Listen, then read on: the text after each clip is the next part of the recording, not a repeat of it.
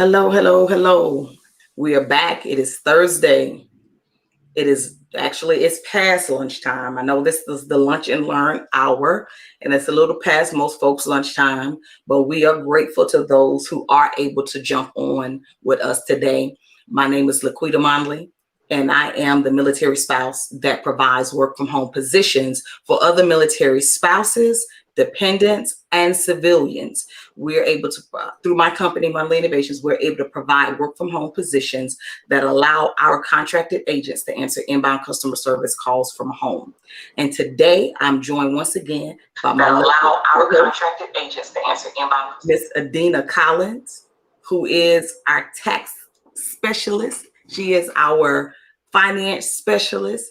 And we are coming to you with our second episode on business plans. We're talking about what is a business plan? Why do we need a business plan?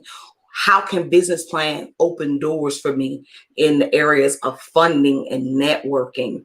And if you're saying, I know all of this about the business plan, my issue is I don't know how to put it together and I don't know where I need to go to for help. Well, whatever your questions might be about your current business plan, if you needed to update, or if you're in need of starting a business plan, stay tuned right here.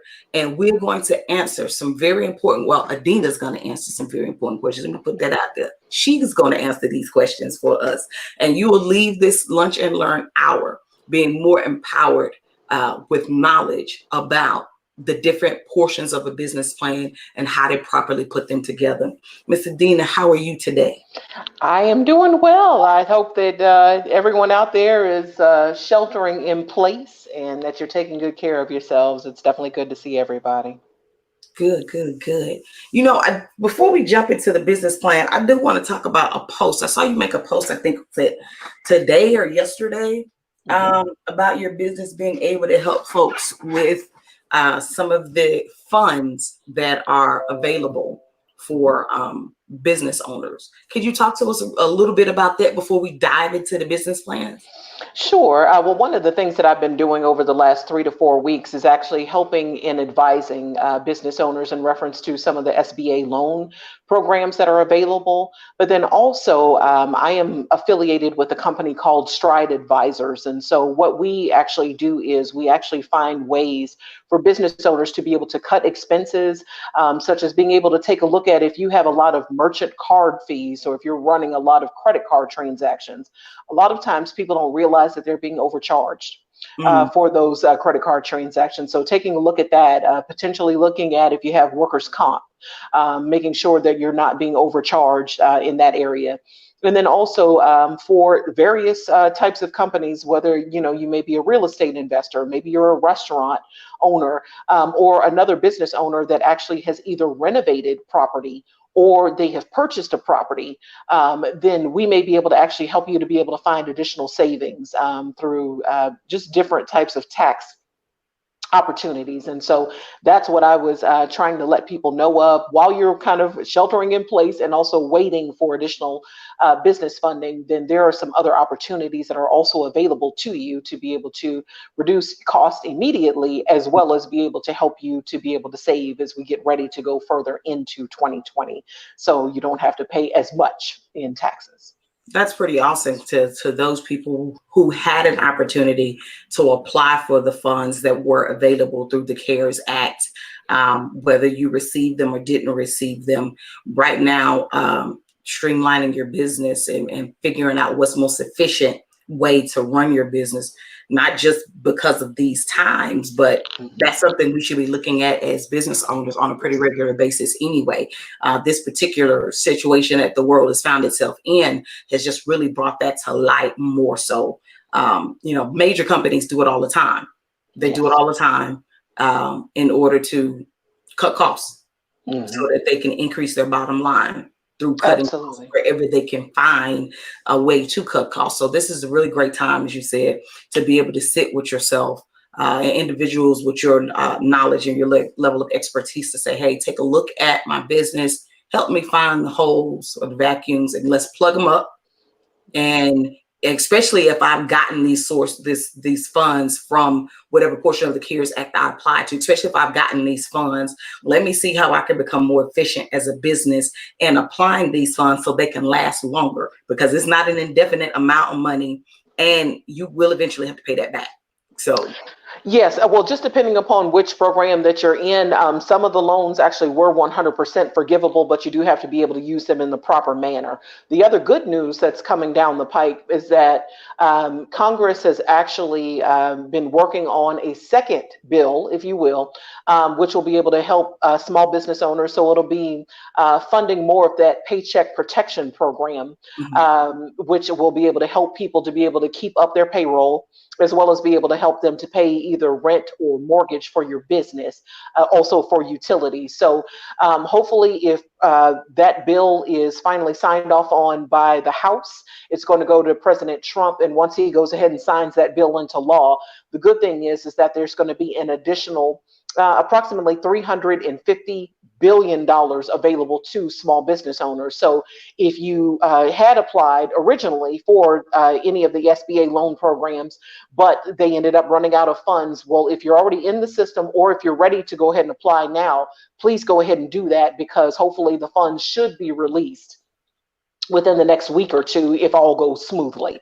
So that is definitely something very good to be able to know. And then also I wanted to make mention too, we are here in Texas. So if you are indeed a Texas business owner, Governor Abbott actually mentioned last week that there's going to be $50 million in available funding to Texas business owners, which will be available through the LIFT Fund.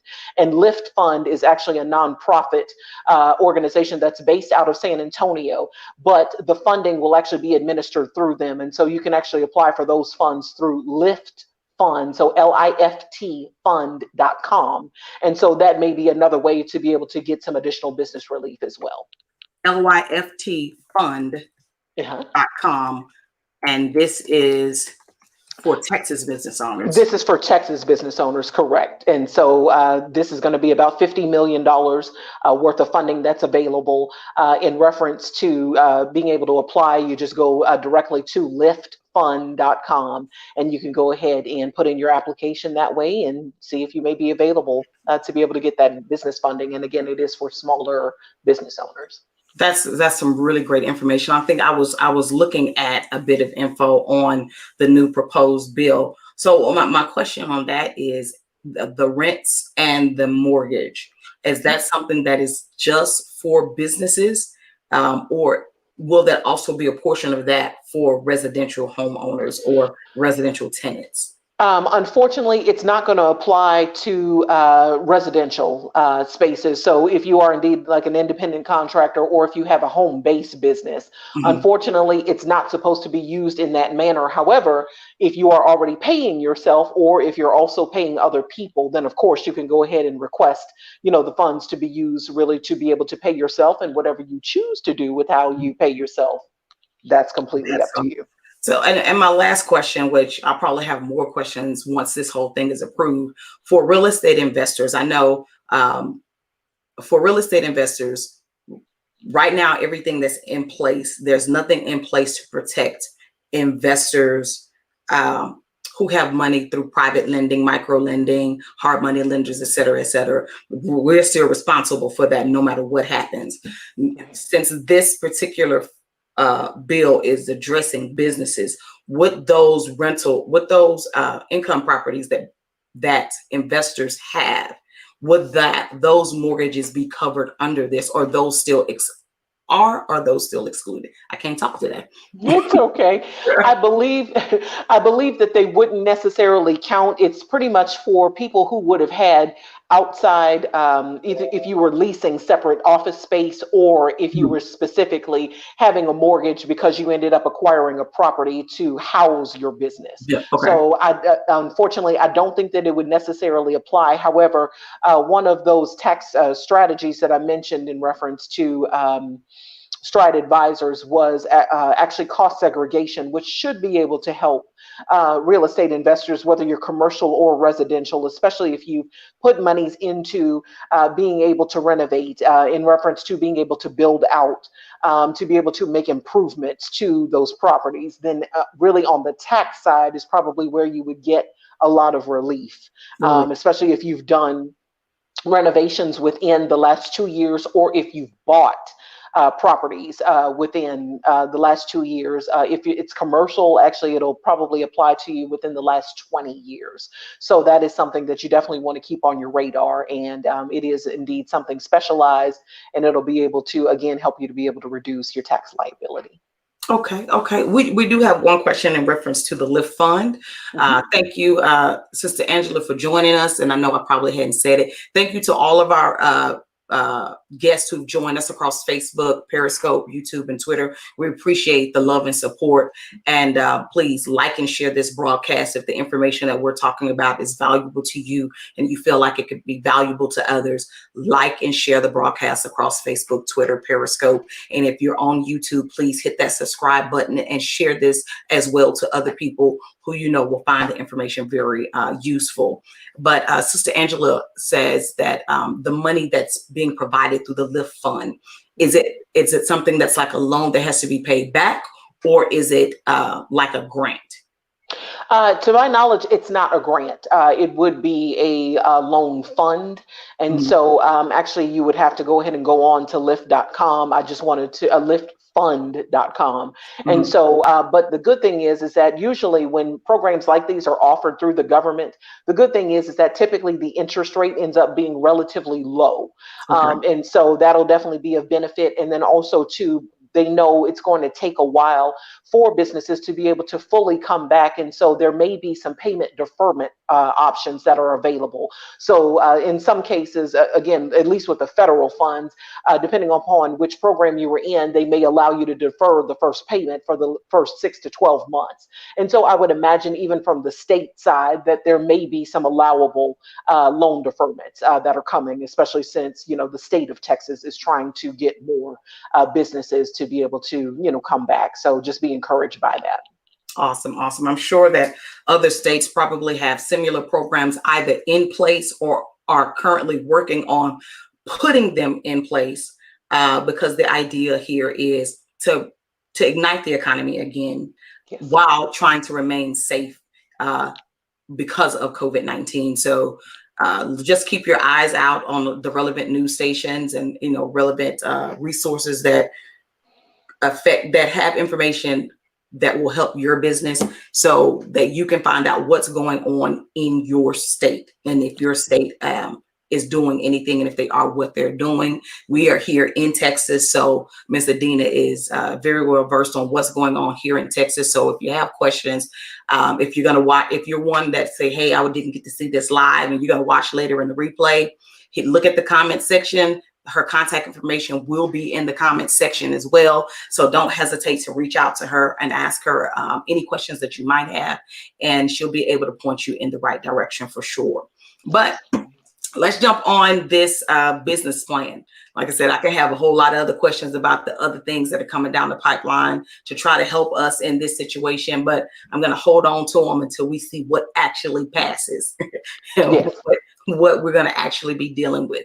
So last Thursday, we were talking about business plans. And so this is the second portion of that as it pertains to business plans. So my first question is, what are the specific sections of a business plan? Could you lay those out to us again? Sure, no problem. Let's just go ahead and do a quick recap. Typically, a business plan can be as long or as short as you need it to be. So there's not necessarily a minimum number of pages that have to be included. But the first part of the business plan is typically the executive summary. And that's usually 1 to 2 pages, which kind of just really gives a brief summary of what's included in the business plan. Typically, people don't write the executive summary until you're done with the other portions of the business plan. So just keep that in mind. Second, you're going to have a brief history of your company. What kind of company is it? Is it an LLC? Is it a small corporation? Is it a partnership? Is it a corporation? Is it some other type of entity? Is it a sole proprietorship? So you're pretty much going to give a brief history of your company. When was it established? And so that'll be part of that, and of course, including your name. And then you want to be able to list out who are your company business team members and what are their roles. So some people may be just starting out, and perhaps you don't necessarily have someone who's full time, who is your director of marketing, or you may not have someone who's your director of sales, but you may have someone who's working virtually with you, such as a part-time chief financial officer, or maybe you may actually have an accountant or a bookkeeper that's helping you. You definitely want to be able to list them. Some people choose to go ahead and use separate social media and marketing people. You can definitely enlist them as maybe your marketing consultant, if you like. So you just want to make sure that you be able to list those different people who are a part of your business. And certainly if you have any business partners where you actually do have a written agreement that's in place, you want to be able to go ahead and list them, as well as any other affiliates that'll be helping to contribute to your business. So that's number 3. Number 4 is you have to be able to give a brief description of your company's products or services, as well as a price listing. Now, here's the thing. We know that a lot of times prices can be relatively sensitive information. No one's saying that you have to give the exact dollar for dollar amount that you would normally charge. But if you're able to give an average, perhaps, sometimes there are different services that people offer, and it starts at a base price of. You can definitely go ahead and include that. And of course, we know with add-ons, that price may end up being increased. So you can definitely go ahead and make sure that you have that. It's going to be extremely important that people understand this is the type of product that I sell. This is the type of service that I offer. And in general, this is what it's going to cost, because we know that there's going to be external people that are going to be reviewing your business plan and what you do. And they need to understand how you charge and what types of things that you charge for. Sometimes there are people that only charge on a per unit, or a per, if they're selling a particular widget at this particular unit price. Sometimes there are other packages where people may say, well, hey, I do sell this particular widget, but I also do offer a service plan. So you can go ahead and say, hey, this widget costs maybe $10 each, but I also offer on an annual basis a $100 service plan, because this is what we need, to be able to keep your particular widget within, place. The 5th thing is you would give detailed descriptions on how exactly your company sells and markets to its customers, existing customers, as well as to any prospective customers. So people that you are actually trying to target to be able to buy more of what you sell. The 6th thing is you would list reasons why your particular company has a competitive edge over your competitors. So, maybe you may have skilled staff. Maybe you may have innovative products. Perhaps maybe you even have a copyright to printed material. You may have trademarks.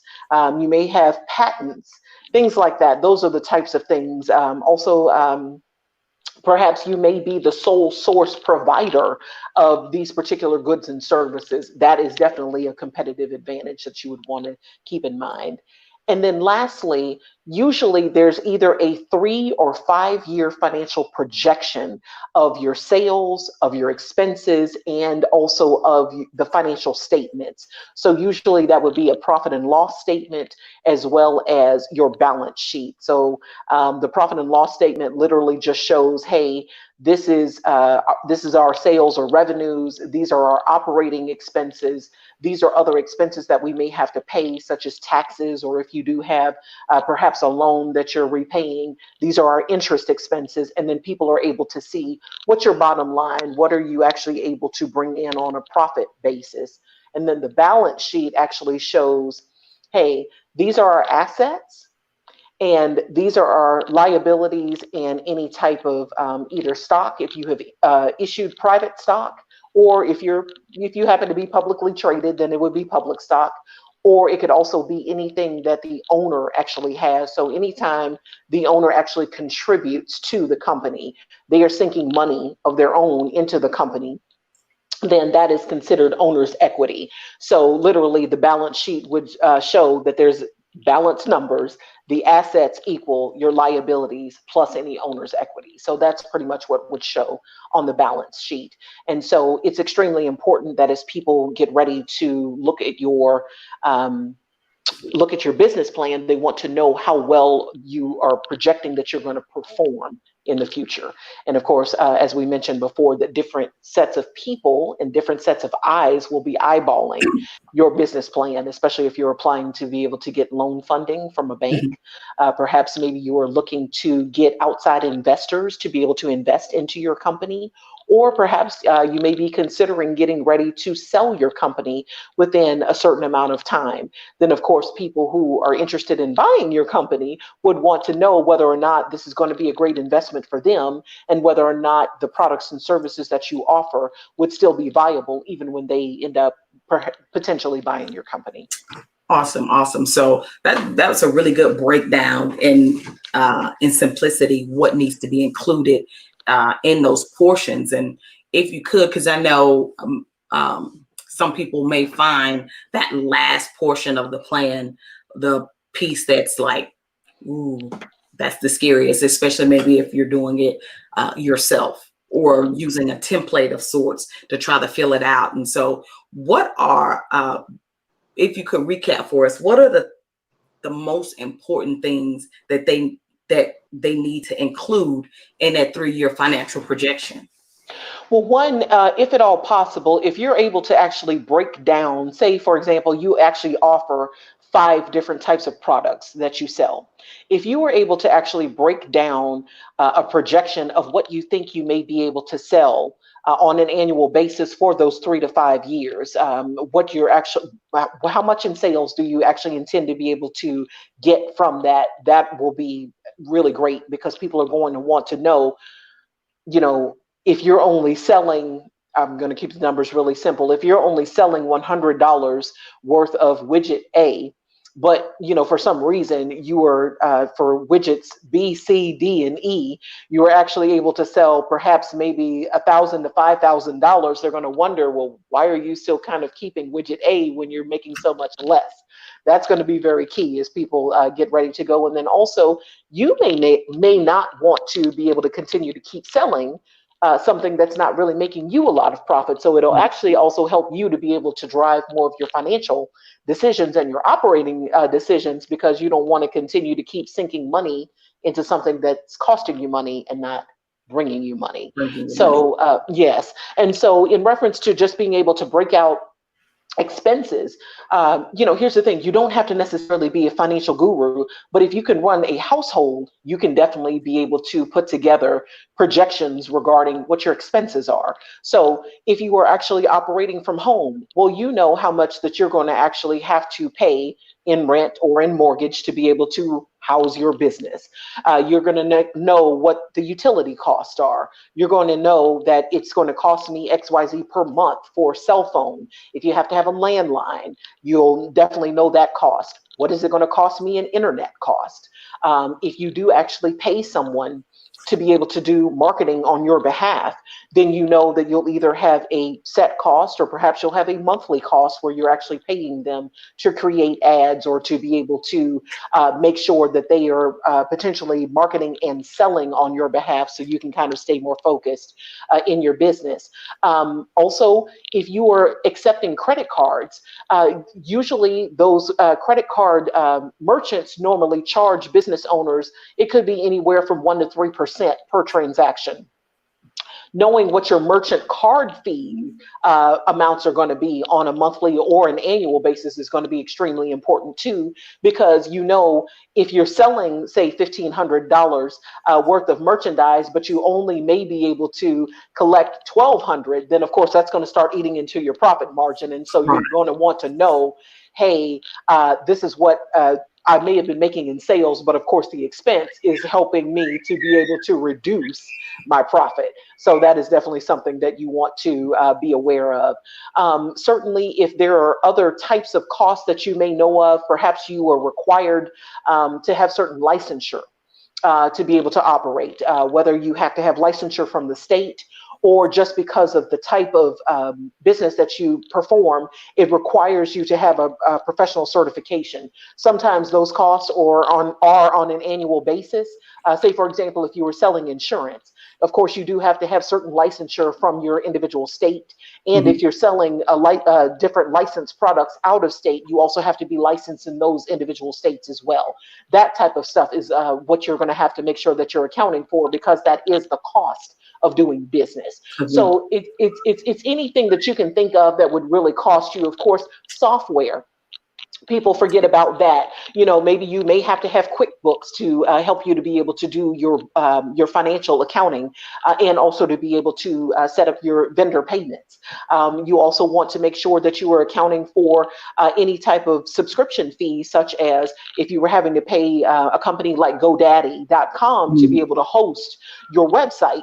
Even in the type of platform that we're using right now, LaQuita is actually using a paid platform to be able to stream this service. Well, of course, since we are now going virtual, many of us are going virtual, you may have to pay an upgraded cost for Zoom, or you may have to pay an upgraded cost to be able to host your meeting space, maybe something like GoToMeeting or WebEx, things like that. Those are the types of things that you want to be able to account for, because people need to understand it's not just a cost of what you have for your supplies, but it's everything that it costs for you to be able to operate and to be able to provide the services. Of course, for people who are still doing kind of the brick and mortar thing, if you have fleet vehicles, Mhm. that's something that you have to make sure that you're accounting for, as well as your gas Mhm. maintenance costs that you're having on those vehicles, things like that, things that people kind of forget about, but you still have to keep up with it to be able to make sure, that you have what you need to be able to provide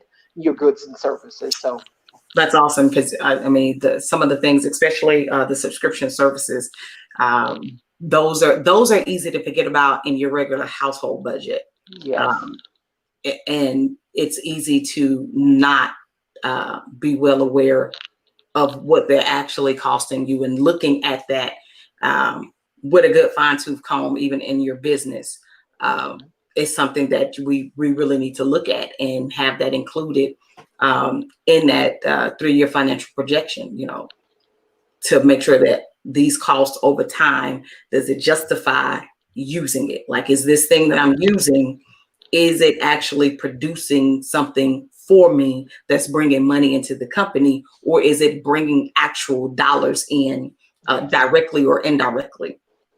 Then my next question is talking about the competitive edge. How do companies develop? How do I develop competitive edge in my market? Like, whatever market you're in. So if I'm, well, let's use my call center, for instance. Mhm. What would be a way for me to develop a competitive edge against other companies that are providing the same type of unique service that I'm providing to my agents? Well, one competitive edge, and I only know this because we've spoken about it, is that you actually deal with a lot of national companies. So you actually are working in cahoots with these national companies to be able to provide call center customer service experiences. So the fact that you have worked with name brand companies puts you at a competitive edge. One, you automatically have more of a reputation, and in one that people may want to be able to attach themselves with. For example, I'm not saying that she has an advantage with Target, but let's say that one of the clients that she services is Target, Mhm. or Walmart, or another high end, someone name brand, Mhm. larger corporations. Even though you're a smaller business, the fact that you are affiliated in one way with them makes you have a competitive edge. Because if you were just working with just someone who's kind of hometown, very small, they don't have any other business outside of your immediate area, then it's almost kind of like, well, it kind of seems like you may be more of a dime or a dozen. Yeah. Another thing is that perhaps you have actually built some great strategic partnerships, even though you may not necessarily be working with a nationally known company. Perhaps you have actually partnered with a different call center, where maybe you are able to get some of the run over, where they're unable to be able to place people because maybe they had a cap in Mhm. reference to the number of positions that they were able to fill. But those companies do have international ties and also national ties or regional ties with larger chains and larger companies. Then that is one way to be able to make sure that you can also build that. Perhaps you have a very inventive idea, and you said, you know what, I'm not going to wait until someone thinks that this is a great idea and they've decided to go ahead and fund it. I'm going to go ahead and apply for a patent on this idea because I don't think that anybody else has ever thought about offering this particular product. Then you are able to actually say, well, listen, I've applied for this patent. I may have the U.S. Patent Office may decide to go ahead and issue what's called a patent pending, just saying that they have gone ahead and received your application. They can't give you the full patent number yet, but they know that you are actually on the way. Well, having even a pending patent actually helps to put you in position. Certainly being able to trademark your brand, being able to go ahead and apply, through the U.S. Trademark Office, then you are actually able to say, hey, listen, we have this particular process, we have this particular name brand, which has been trademarked, which means that no one else can use this. So since that is specially designated and it's assigned to my company, I now have a competitive edge. So, for example, I can't say, let's say, for example, that LaQuita had a particular company. We're going to say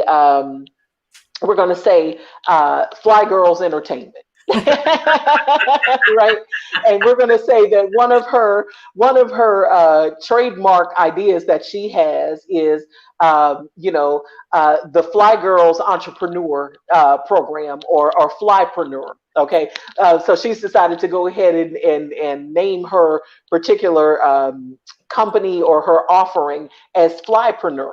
She's gone ahead and she's gotten it trademarked. No one else can use that name. And if they do, she's able to go ahead and get some cease and desist letters, and she can actually take legal action against them because she owns the right to that. Mhm. Doing things like that helps you to be able to develop a competitive edge. Sometimes just being first to market with a particular good or service also gives you a competitive edge because you don't have any competition yet.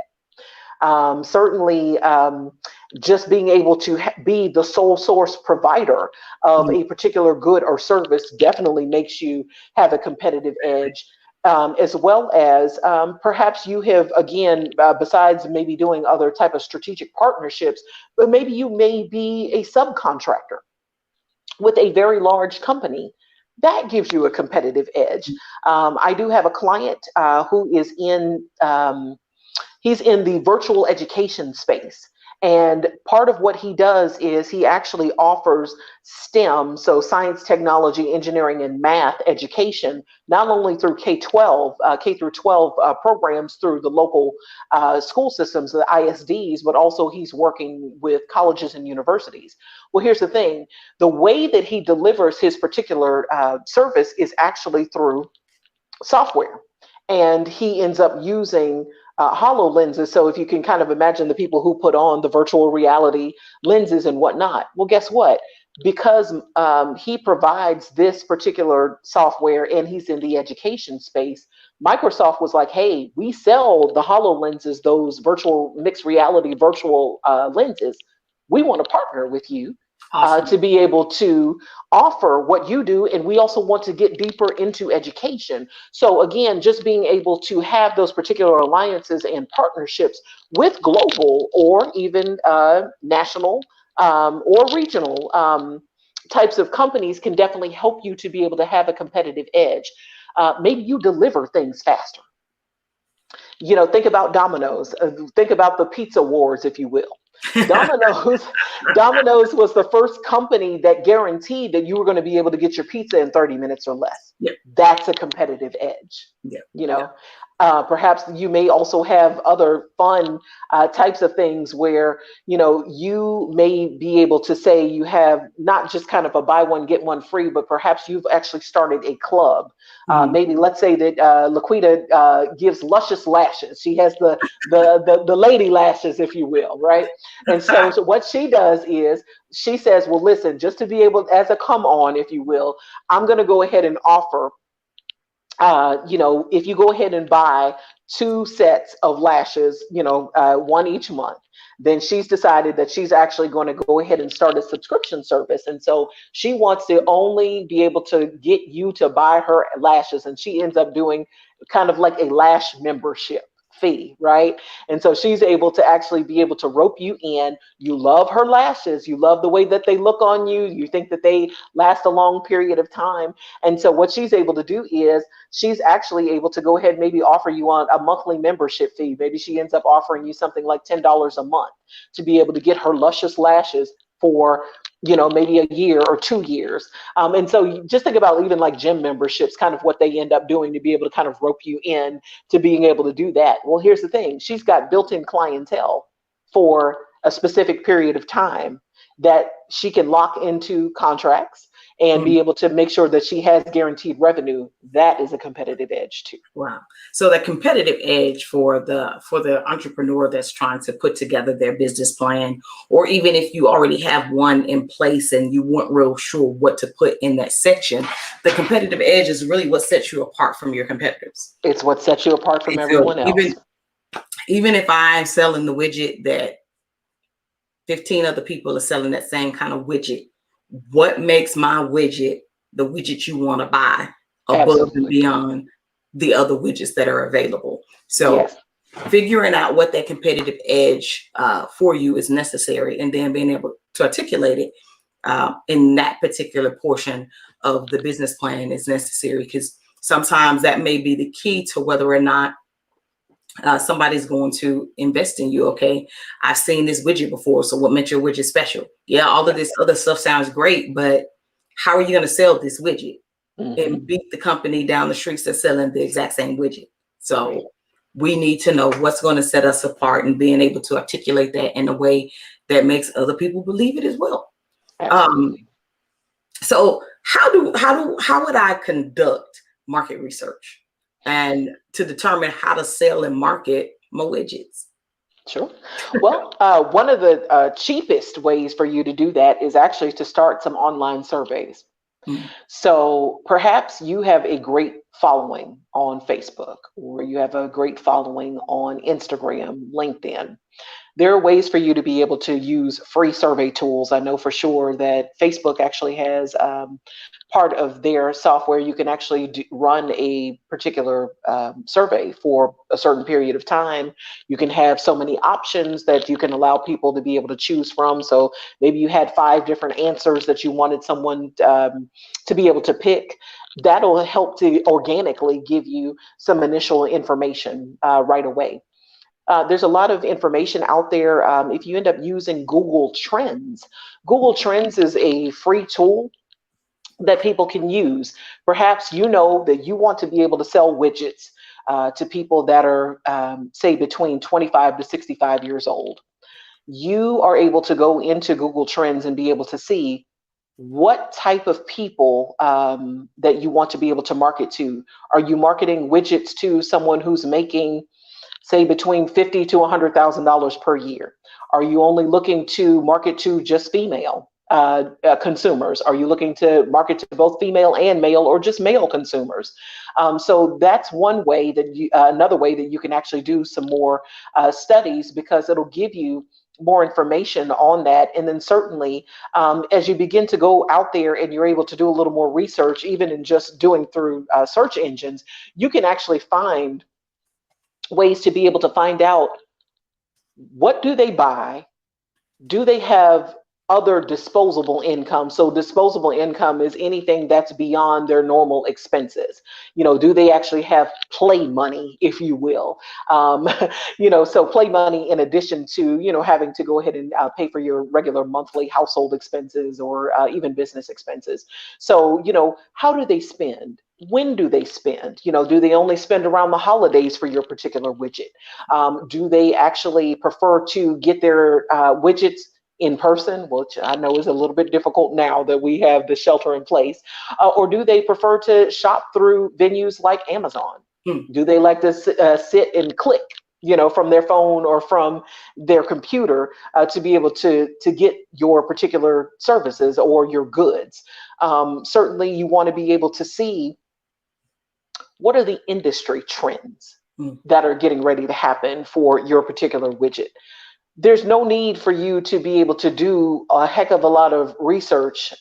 Let's just make it really, really simple. We are now in the MP3, MP4 age.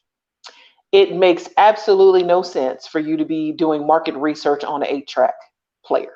Not at all. Why? It's obsolete. They don't make them anymore. Yes, a CD is obsolete. If you notice, a lot of the computers don't even have CD-ROM drives anymore. You can't find.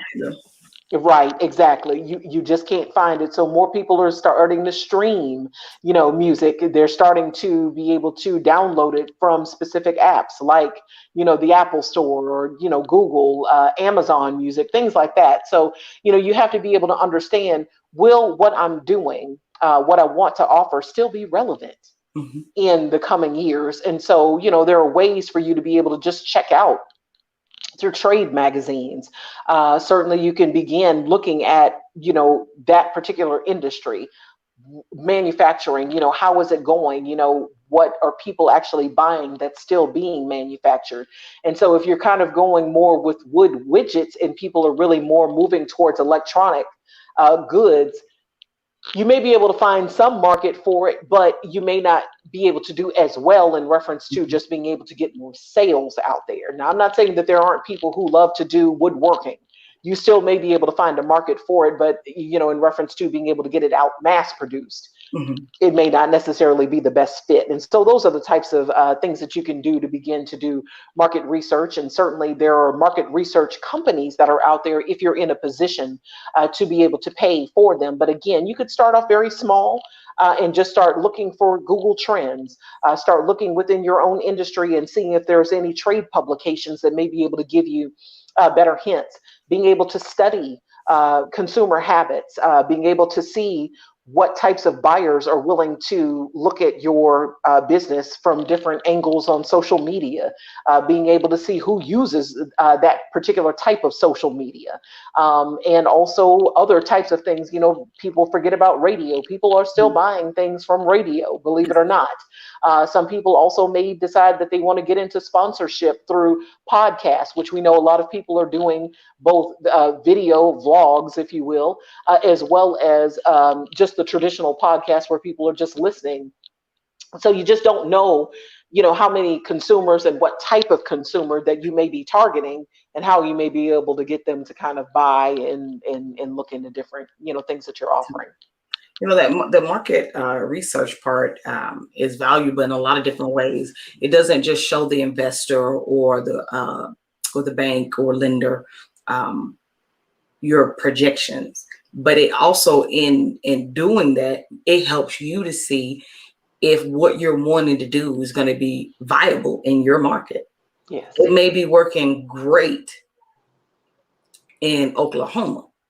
Just because it works great in Oklahoma doesn't mean it's going to work great in California. Right. I mean, we see that with chain restaurants. Certain chain restaurants are famous in different areas of the country, and it's a reason why they're not bringing them into other areas of the country, because these major corporations have done that market research. It's like, you know what? No, this right here is good for us.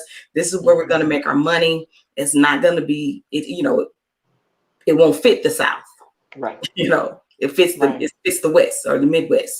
It won't fit, the northeastern part of the country. So your widget is a great widget. But if you're living in Silicon Valley with that widget and this wooden widget, as wonderful as it might be, you might not want to open up a brick and mortar store in the middle of Silicon Valley with a wooden widget. Absolutely. you know, Absolutely. and doing that research will help you as the owner realize, okay, what areas, especially if you are someone that's already in business and wondering what's going on and Hmm. why it isn't being as productive as what you thought it would be. Right. That bit of information will help turn on a few light bulbs and see where you need to make some adjustments at. Absolutely.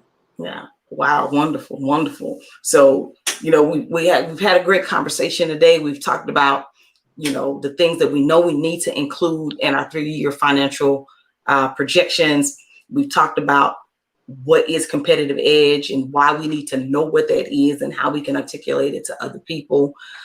We've also talked about market analysis and what they are and how to start them. And I like the resources that you've given us today about market analysis are some free resources. Yes, if you can afford it and it's feasible for you to pay someone to do it, great. But once they've done it for you, can you then articulate that what they've done back to the person that you're presenting it to? And we talked about that a lot last week. And it's quite all right to have someone else do your business plan for you. There's nothing wrong with that. No. But do you understand what's in the plan? And That's can it. you articulate what's in the plan to someone else? That's right. So I just wanted to really bring that point home. Get your plan done, whether you're doing it yourself, whether you having someone else to do it for you, but most importantly, know what's in your plan and know how to articulate it. If you're doing it yourself, don't just download a template, make necessary changes in business name, and then try to pass that off as yours. You've got to go in and actually take that template and make it specific to your company. The verbiage, the numbers, the everything. You need to be able to take it and make it specific to your company so that it'll be a useful document to you. Absolutely. Well, last week, one of the things that I said was that your business plan is like it's really like your financial passport, if you will. This is actually your business passport into rooms that you normally wouldn't have a chance to get into. Mm-hmm. And so you have to be able to own that. And the great thing about the business plan is it is a living, breathing document. Yeah. So obviously, with everything that's happened with COVID-19, so many businesses have had to change, and they've had to change relatively quickly. And there may be some services that they're currently offering that they didn't offer before. Great time for you to be able to take time to be able to go ahead and revamp that business plan. And here's the thing, perhaps those new services may end up being more profitable than what you had previously, because now we know if you're expecting things to go back to normal, old normal, shall I say, Yeah. they're not. They're not. They're not ever going back to old normal. Mm-hmm. Business as usual is over. Mm-hmm. There's just going to be more of a push in reference to being able to make sure that more things are being streamlined, more things are going online. People are going to want to have convenience. They're Mm-hmm. going to want to know that yes, there may be some cases where you do have to go in person, obviously, to brick and mortar places like restaurants and things like that. And that's not going to necessarily end. But in reference to, I only can offer my services, in person, no more. Yeah. No more. And so it is really requiring us to be more innovative. It's requiring us to really sit down and think, because again, we sometimes have to kind of get out of that. We've always been doing it that way. Well, here's the thing. Now we got to do it a new way or new ways, and so definitely don't be afraid of that. This is the perfect opportunity for you to be able to unleash your creativity. Mm-hmm. Sometimes even just having family members or other friends, I've been meaning to tell you this. I really thought that this might be a great idea, and at least being open to it. Sometimes they may, be on point, and sometimes it's just kind of like, thank you for the suggestion. I'm going to leave that right there, but it's a great time because, here's the thing. None of us are going to get everything perfect. Mm-hmm. So perfection is not the end goal. Right. The main thing is that you do have something that's available. It's also helping you to be able to make the best type of management decisions that you need to be able to make for your company. And then also too, as you begin, hopefully, prayerfully, you'll be in a position where you can add on other employees or perhaps just team members. Mm-hmm. This is going to be a great reference point for them so that they can understand your vision, your mission, Mm-hmm. what you intend to be able to do, because you're not going to be able to retain people long term if they don't get what you do What you do. and why Great. you do what you do Great. and how you You do do what what you you do. do. Yeah, that's a great point. That's a great point. A business plan is a necessary document. If you don't have one, reach out to Miss Adina and let her help you with the creation of one. If you do have one and you're realizing, okay, I need to make some tweaks and some changes to this thing, reach out to Miss Adina. Let her walk with you through that. Take a look at what you have and come up with a document that's more suitable for where you are right now in your business and where you want to go.